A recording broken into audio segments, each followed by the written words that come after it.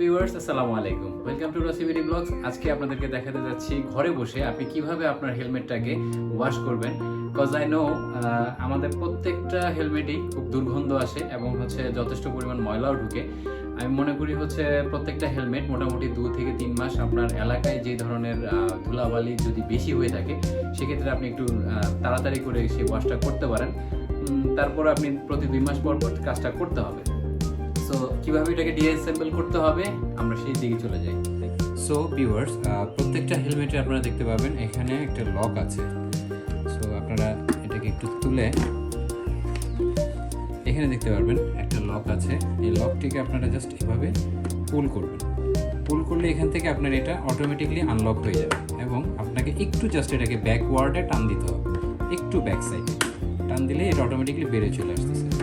দেন same things এখানে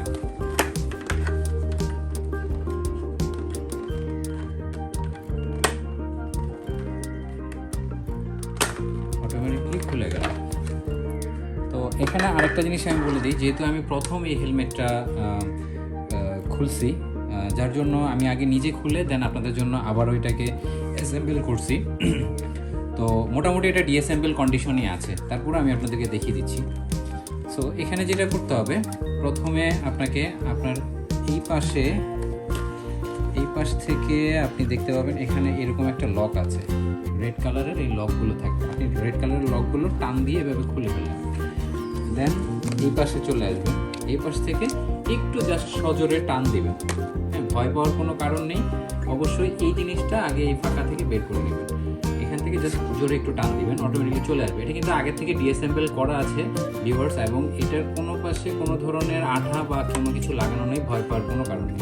দেন এটাকেও রেখে দেন।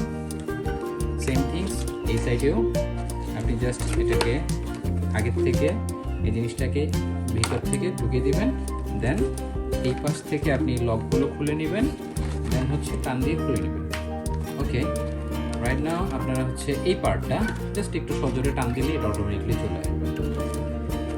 এই পার্টটাতে এসে আপনাকে কিছু দিক খেয়াল রাখতে হবে। সেটা এটার যে ব্যাক সাইডে আপনার কিছু লক দেওয়া আছে, 1 and 2, এই দুটো আপনি ইজিলি খুলে ফেলতে পারতেছেন। বাট এইখানটাতে এসে আপনাকে এরকম একটা লক, প্লাস এখানে আরেকটা লক, প্লাস এখানে আরেকটা লক, এই 3টা লক আছে। সো এটা আপনাকে একটু সজোরে টানতে হবে এবং বুঝে বুঝে টানতে হবে, যাতে এই লক যেন ক্ষতি না হয়। যদিও এটা ক্ষতি হওয়ার মতো কোনো অপশন নেই, যথেষ্ট ভালো কোয়ালিটি। সো এটাকে আমরা খুলে ফেললাম। তো ভিউয়ার্স, আমি এখানে পানির সাথে জাস্ট কিছু আমরা কাপড় ধোয়ার যেই ডিটারজেন্টটা ইউজ করি সেটা জাস্ট আমি মিক্স করে নিয়েছি। আপনারা চাইলে হেলমেট ওয়াশ করার জন্য এক ধরনের ফোম পাওয়া যায়, সেটা ইউজ করতে পারেন। বাট আমি একটু চিপ খরচের জন্য যা ছিল তাই দিয়ে করতেছি। তবে মনে রাখবেন, আপনারা এই জিনিসগুলো কখনো চাপাচাপি করবেন না। চাপাচাপি করে ধুলাগুলো বের করার চিন্তা ভাবনা করবেন না। জাস্ট এটাকে একটু নর্মালি আপনারা ভিজিয়ে নেবেন।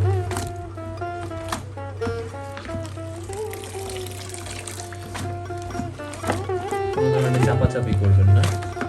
আমি এটাকে জাস্ট একটু ভিজিয়ে নিলাম, দেন পানি ঝরার জন্য রেখে দিলাম। সেম থিংস এখানেও, এটাকে আপনারা খুব ভালোভাবে এভাবে প্রত্যেকটা পার্ট আপনারা পানিতে ভিজিয়ে নেবেন। অ্যাজ ইউ ক্যান সি, আমি যদি আপনাদের একটু দেখাই, পানিগুলো কিন্তু অলরেডি ময়লাযুক্ত হয়ে গেছে। আপনারা দেখতে পাচ্ছেন কিনা, পানিগুলো অলরেডি ময়লা হয়ে গেছে। সো এতটুকু ছিল প্রসিডিং। সো এতটুকুই আপনাকে করতে হবে, কোনো ধরনের চাপ দিবেন না। এটা জাস্ট অটোমেটিকলি ময়লাগুলো বের হয়ে যাবে, কোনো ধরনের প্রেশারাইজ করবেন না। মনে রাখবেন, এগুলো সবই ফোম জাতীয় জিনিস। আপনি যত চাপবেন এটা নষ্ট হয়ে যাবে। আর অবশ্যই এটাকে যখন আপনি শুকাইতে দিলে তখনও আপনি কোনো ধরনের চাপ দিবেন না, অটোমেটিকলি এর পানিগুলো সব ঝরে যাবে।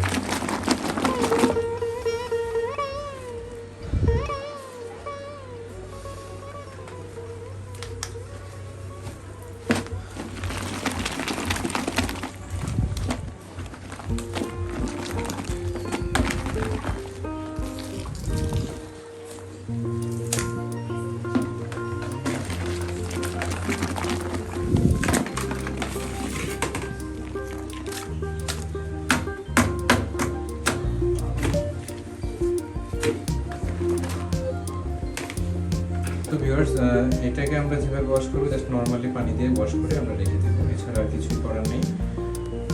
আর একটা জিনিস খেয়াল করতে হবে, সেটা হচ্ছে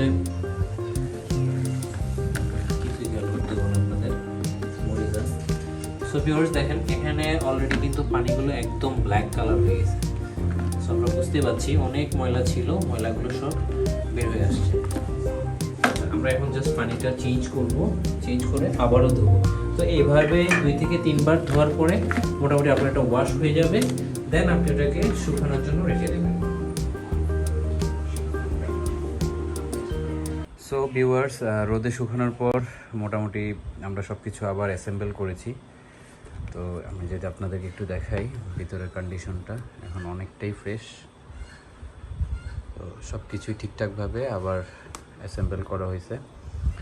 এখানে 3টা লক, এখানে 3টা লক, এই 6টা লক লাগানো হয়েছে এবং এই পিছনের সাইডে 2টা লক ছিল, সেই 2টা লকও ঠিকঠাকভাবে লাগানো হয়েছে। এবং উপরের এই অংশে ইলেকট্রিসিটি চলে গেল। উপরের এই অংশে 3টা লক ছিল, ওইগুলো জাস্ট চাপ দিয়ে একটু ভিতর দিকে এভাবে টেনে দিলেই হয়ে যাচ্ছে। ঠিক আছে, তো এইভাবে আমরা জিনিসটাকে কমপ্লিট করে ফেললাম। So our helmet is now ready to use. আর আরেকটা কথা ভিউয়ার্স, এই হেলমেটটা আমি নিয়েছিলাম 7,900 টাকা দিয়ে। এর কোনো রিভিউ এখন পর্যন্ত আমি দেইনি। সো ভাবছি যেহেতু 2 মাস ধরে এটা আমি ইউজ করতেছি, এখন একটা রিভিউ দিয়ে দিব। সো টিল দেন ভালো থাকবেন। আসসালামু আলাইকুম।